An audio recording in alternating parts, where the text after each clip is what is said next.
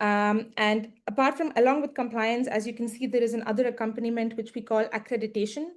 And under accreditations, you can see something like, is this carbon project eligible for CORSIA, the CORSIA scheme for international aviation offsetting?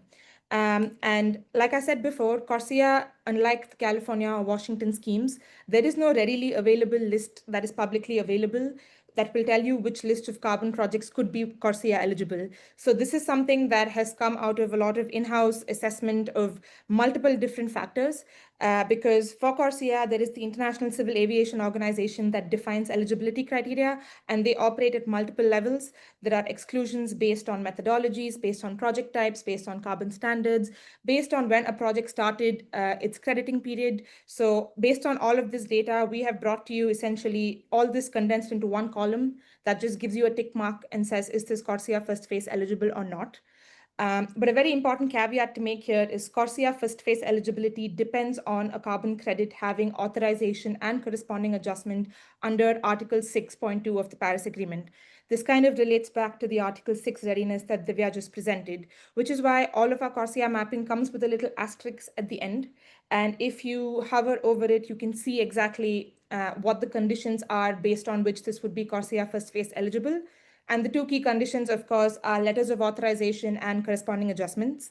Letters of authorization and corresponding adjustments are just slowly trickling in. We've seen a lot more movement in this area in the last maybe 7 months to 1 year than we did before.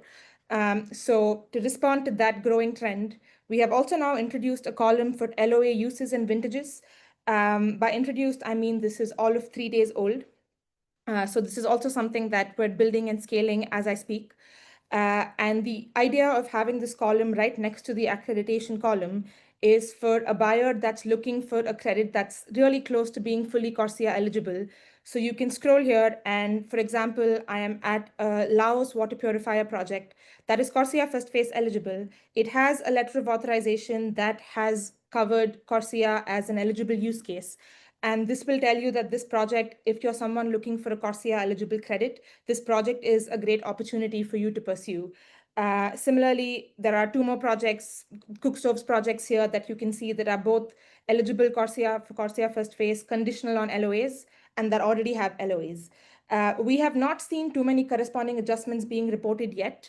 It's still a work in progress, but as we see that scaling, you can certainly expect another assessment right next to this that tells you if an accompanying corresponding adjustment exists along with this letter of authorization.